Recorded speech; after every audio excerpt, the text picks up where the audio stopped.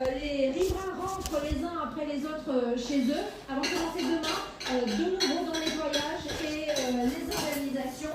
Une dernière information importante pour les habitants de la région, la vigilance orange au plus est maintenue ce soir pour 2 cours d'eau, le Gapot et le Var.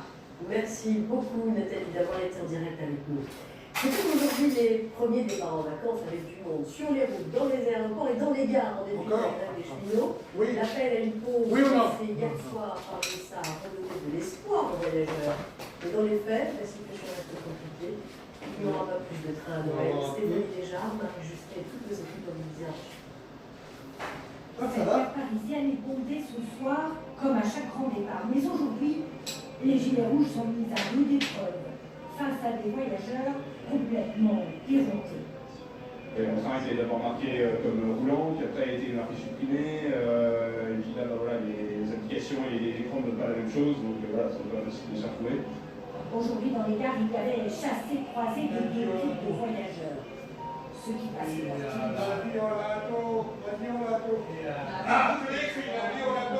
Si notre train était maintenu ou annulé. Et puis il y a les recalés.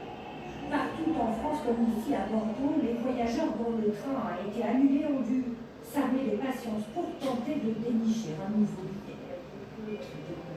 Au téléphone, c'est Bordelaise pour rassurer sa fille qui l'attend. Ça, j'ai pas eu tout le retour. Bien sûr, ça la désole aussi, parce que je vois quand même en Normandie, puis à bientôt, on va à 400 par an. Puis le fait de Noël, c'est quand même particulier.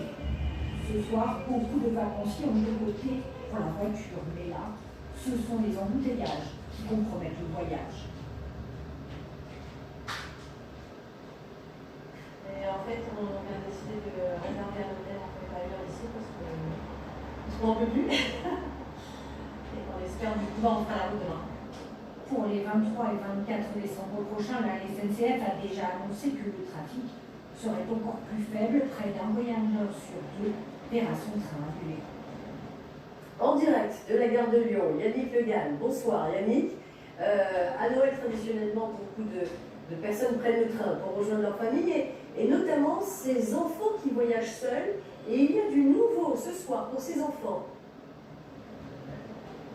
Oui, et c'est un soulagement pour des milliers de familles en France. La SNCF a annoncé en fin d'après-midi que 14 TGV spéciaux seront affrétés ce dimanche pour permettre à 5000 enfants de rejoindre leur famille pour Noël. Concrètement, ça veut dire que ce jour-là, il y aura un aller-retour entre la capitale et Lille, Strasbourg, Lyon, Marseille, Bordeaux, Nantes et Rennes. Il n'y aura pas d'autres stations intermédiaires et ces enfants pourront revenir via le même dispositif le dimanche suivant, c'est-à-dire le 29 décembre. Pour le reste, le trafic s'annonce encore très compliqué ce week-end avec en moyenne un TGV sur 2 et 3 TER sur 10 en région.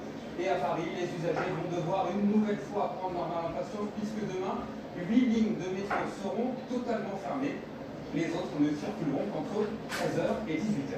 Merci beaucoup Yannick. Ceux qui n'ont pas trouvé de place dans un train se sont tournés vers la voiture. Bonsoir. Florent Boutet, vous êtes à la jonction entre le périphérique parisien et l'autoroute A6. Sans surprise, il y a du monde. Oui, il y a du monde, mais ça roule beaucoup mieux ce soir. On vient de passer sous la barre des 300 km de bouchons cumulés en Ile-de-France. Il y a à peu près 1h30, on a frôlé la barre des 500 km. Mais c'est vrai, il y a toujours des points noirs ce soir. On va demander à la caméra image de piloter, à la moto de prendre de la vitesse pour se retrouver entre les voitures. Vous voyez, ici c'est un boulet d'étranglement avec les voitures qui tentent d'accéder à cette autoroute A6 pour prendre la direction du sud du pays et notamment les stations de ski. À noter donc que c'était orange ce soir en Ile-de-France dans le sens des départs. Et attention, demain, orange dans l'intégralité du pays. Il est recommandé aux automobilistes d'éviter les grandes agglomérations entre 10h et 18h. Merci Florent et soyez prudents évidemment sur ce trajet. C'est la question que beaucoup d'entre vous se posent. Trêve ou pas trêve pour les fêtes de Noël.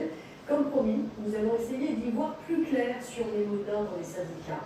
Hier soir, après les discussions à Matignon, l'État a été le premier à appeler à une pause.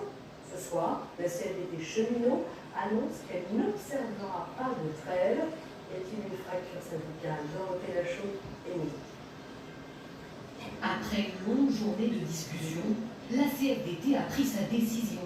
Il n'y aura pas de trêve pour Noël. D'ici janvier, moment très important pour l'avenir de la dignité des futurs retraités, la CFDT cheminot maintiendra sa mobilisation. Une déception pour le gouvernement qui hier pensait avoir marqué un point avec l'appel de l'UNSA ferroviaire à suspendre la grève pendant les fêtes. Le bureau fédéral de l'UNSA ferroviaire a décidé de prendre acte de ces avancées et d'appeler, indépendamment du reste du dossier, à une pause à la SNCF, du mouvement. Le gouvernement a convaincu les dirigeants de l'UNSA grâce à des mesures pour les cheminots. Leurs primes seraient intégrées au calcul de leur retraite et le montant de leur pension serait garanti. Mais sur le terrain, la base se montre réticente. Dans ce communiqué, plusieurs antennes locales de l'UNSA ont annoncé refuser cette trêve.